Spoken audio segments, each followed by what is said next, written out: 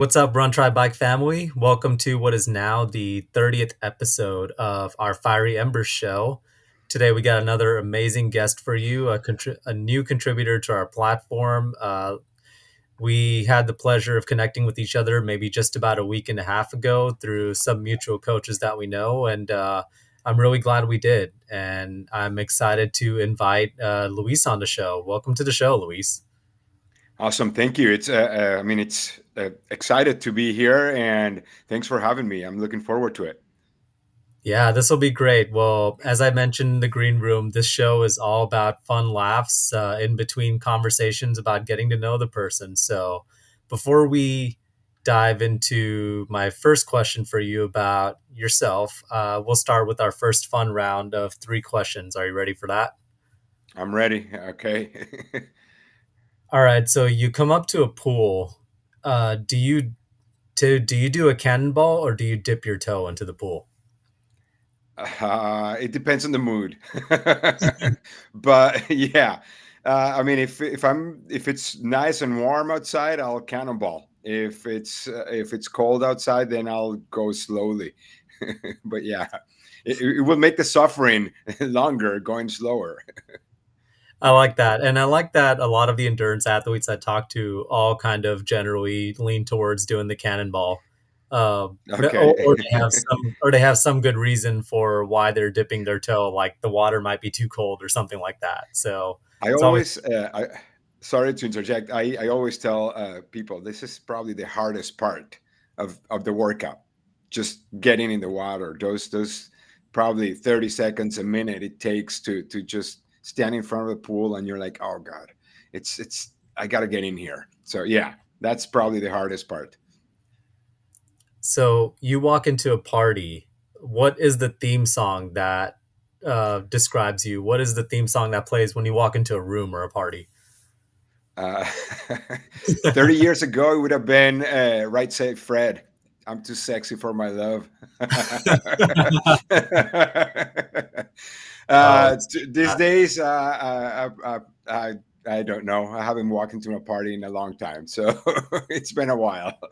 would you have a theme song if you were walking up to, say, the start line of a race? Back in Black, yeah. Oh, heck yeah. ACDC, yes, yeah. I love ACDC. That's a good one. Shout out to Highway to Hell too. That too, of course, yeah, yeah, yeah. You had to choose one type of snack for the rest of your life, sweet or savory. What would you go with? I'm doing granola right now, so probably dark chocolate granola with peanut butter. Okay. So a little Yeah, bit of both. I respect that. yeah. So, Matt, now I want to ask you, like, tell us a bit about who Luis is, and tell us a bit about what you do, and what kind of athletes you coach. Just tell us a little bit about yourself. Okay, so well, I'm originally from Venezuela. I've been here in the U.S. since 2004. I've been a triathlete for more than 30 years. I started doing triathlons back in Venezuela. I started with a sprint distance triathlon. I started with a mountain bike, and I put gloves and socks and tied my shoes and flat pedals. And yeah, it was a little bit of a mess because I didn't know how to put on my helmet either. I put the helmet on backwards. And yeah, that was my first race. As usual, you always hear the story of even if it's a sprint, you get off the bike to run, and your legs feel like spaghettis. So yeah, and I was like, oh, I gotta do this better next time. And it's been 30 years trying to do it better each time. Like I went from sprint to Olympic to middle distance or half Ironman or 70.3, what they're called now. And yeah, and then I did Ironman or full distance. And I'm heading now to my third Ironman in Arizona in November. So yeah, I coaching. I've been coaching since 2009. Before that, I became a personal trainer in 2007. So I did both with personal training being the main side of the business for a long time. Then I like picked up coaching as friends were asking me to coach them. As I was always a triathlete, and they saw me racing and they wanted help. Like, can you help me? Can you help me? And of course, I'll help you. I decided to get my certification in 2009. I moved through the years, and it was always personal training more. It was more lucrative since I was paying more attention to that. Then fast forward to 2000, it's 2019. I got recertified and focused more on the coaching side of the business. And since then, I've been focusing solely on triathlon coaching. And I coach long distance athletes as well as short distance. I I don't mind if you're a beginner or if you're a seasoned athlete, as long as you're coachable. That's what's important to me. That you're coachable. That you listen. That you are agreeable, right? Because there's. I mean, if you're not coachable, then it's going to be a problem. You can be uh, the fastest athlete on the field, but if we can't communicate, then it's not going to be a successful relationship. So I don't know if that answers your question. Yeah, absolutely, and I absolutely agree with that last assessment. It doesn't matter how good of an athlete you are if you're not coachable and if you don't realize that coaching is a relationship and a two-way street, then it's not going to work out. So I really like the line about being coachable. And I also have to say, you mentioned it in our first conversation as well, but like just trying to get better every single day for 30 years Yes. is just a really good line and really speaks to getting better every single day and showing up every single day ultimately being one of the best things you can do as an endurance athlete. Yeah.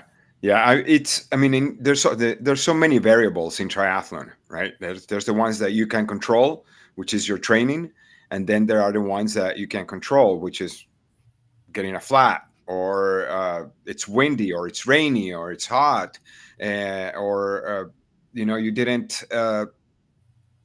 you had planned on some type of nutrition, and then the race has at last minute they change the nutrition, because if you know the nutrition that the race has, you should be practicing that too. So those kind of things, or you lose your nutrition on during the race day. Those things are you can't control. So those are variables that are going to be independent. But the variables that you can control, you need to make sure that you have those under control, and make when you show up to your race, hopefully you're showing up with a better or with a better plan than the previous race, right? So that's what I mean, and hopefully the results are better next time. So yeah. Yeah, absolutely agree with that. So before I ask you the next question related to coaching, we'll dive into our second fun round of three questions here. Okay. These are more related to triathlon. So we talked about your triathlon history, and one of the things I ask every triathlete is if you had to choose one, run, bike, or swim. For a little bit there. So if I had to choose of the three,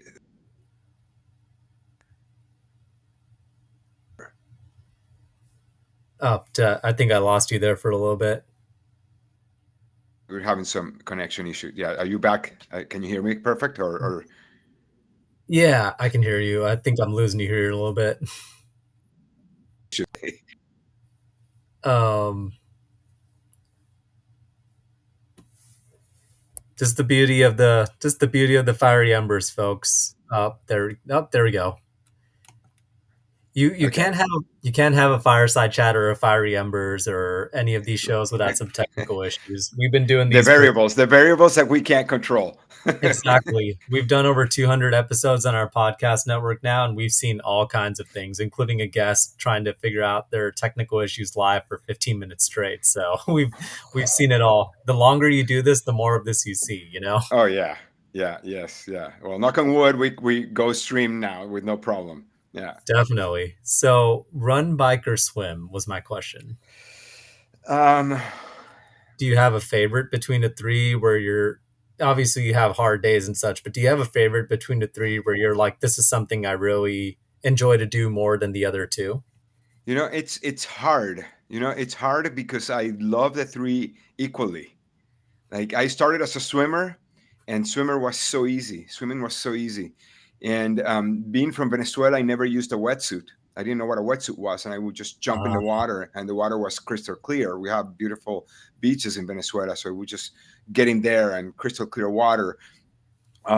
Fast forward, I moved to San Francisco, and they fooled me when I moved there. I thought it was like I always watched Baywatch, and I wonder why were they using sweaters at the beach? Why are they using jackets at the beach? Of course, no, they're in Southern California, and it's maybe 65. But when I moved to Northern California, it's 51, and on the ocean, it's like, and the water is 56 degrees. So well, I started hating it, and then I loved it.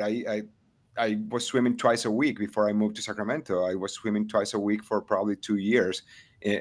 Not even in aquatic part, but I would get just in the open water there by the yacht club, the San Francisco Yacht Club. Would just be there. So that was probably one of my favorites. But then I loved also running in the Presidio. Now I live in Sacramento. I don't do much open water here, because I don't enjoy getting my feet in the mud at the lake. uh, but like I do love going to the pool, and even though it's just going back and forth, I love that. I love getting on my indoor trainer, and I did a 90-mile ride on Saturday on my indoor trainer, and people are asking me if I'm crazy. I'm like, I was watching the Hawaiian Ironman while while I was on my bike, so I was having fun. I was thinking I was Patrick Lange. So, and if I'm running, well, it's very relaxing to run. I enjoy running a lot. It's like I don't use headphones or music. I just try to listen to my breathing. There's a point where you like connect breathing with heart rate, and you are like hearing that in your background, in the back of your head, and there suddenly you hear the birds, or I run here in the park trail, which is next to the river, and you see how strong the current is in some parts of the river. So decide, I probably running right now. I would lean into running because it's outside and connects me more with nature of the yeah, three. Yeah. definitely. You are the first person who said that you love all three of them equally, which is really cool to hear.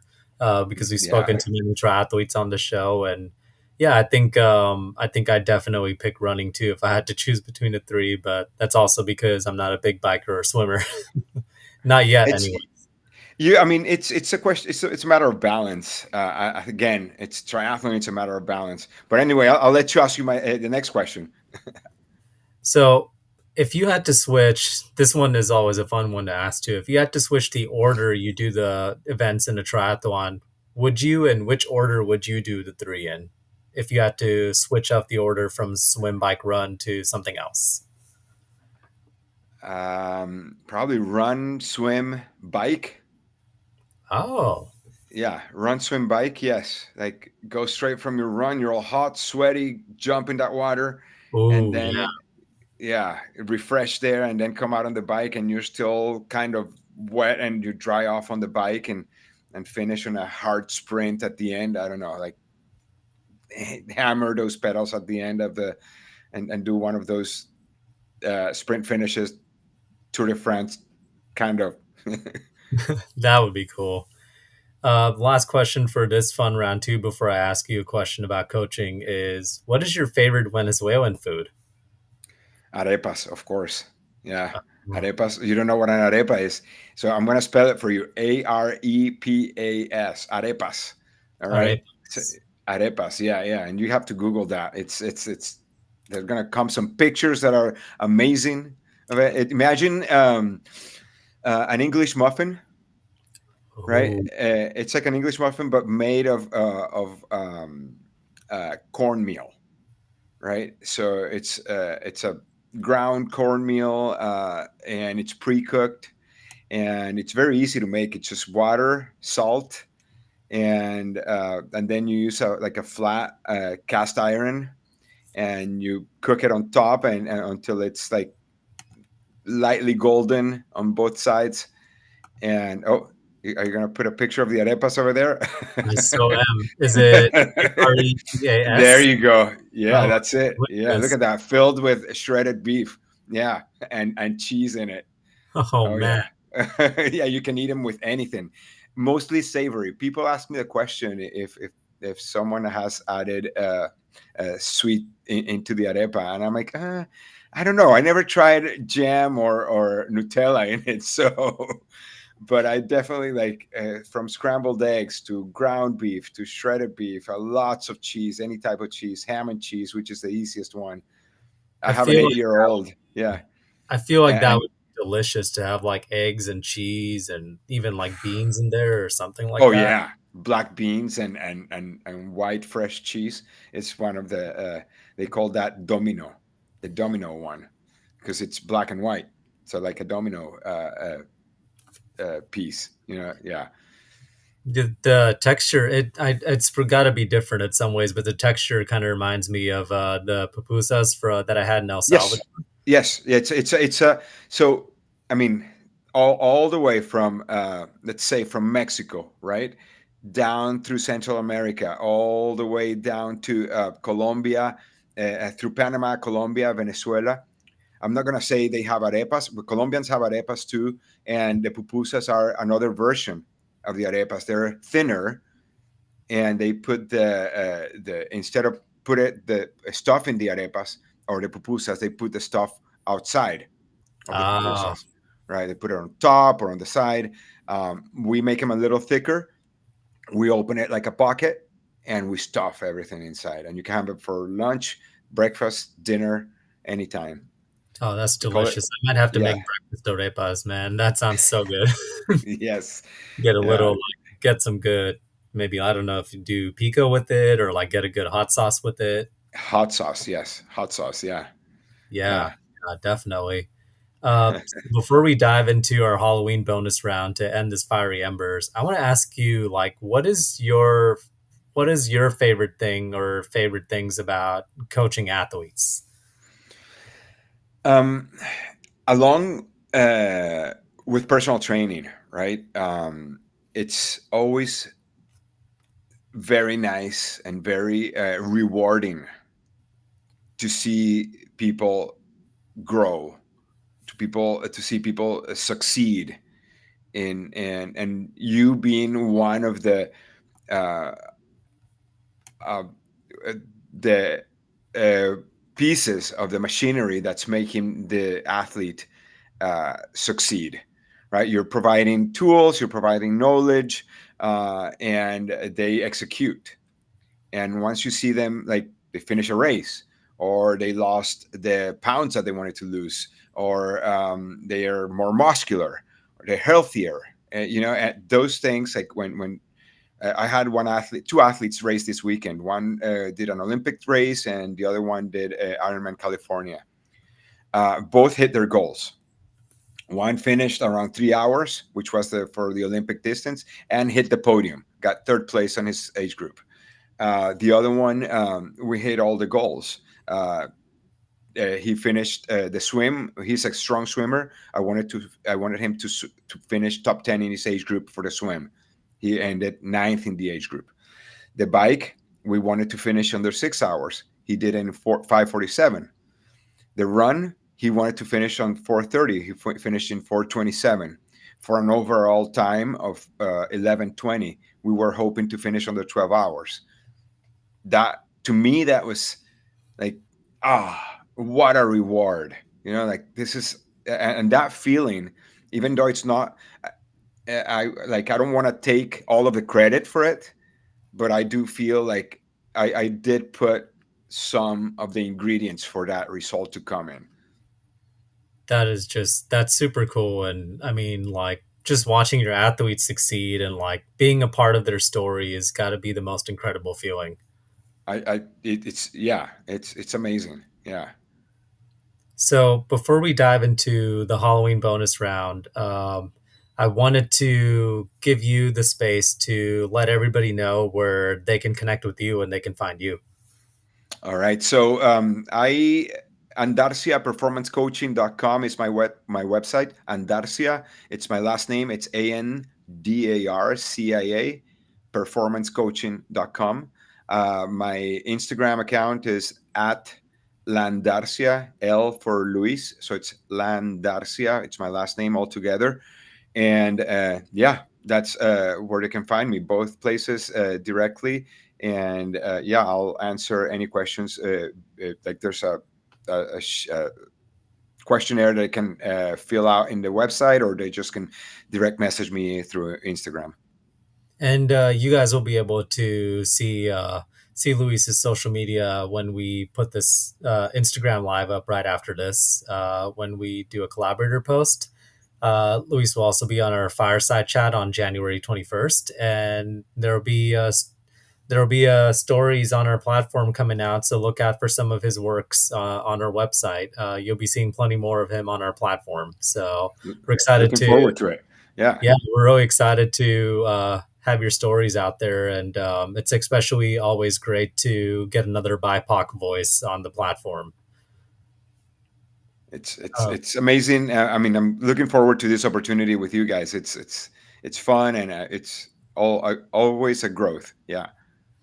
Absolutely. So before we let you go, we have 6 Halloween bonus round questions for you because it is Halloween, which I absolutely forgot it was Halloween this morning until I walked into a store and I saw Mario walking around the store. But are you ready for our Halloween rapid fire?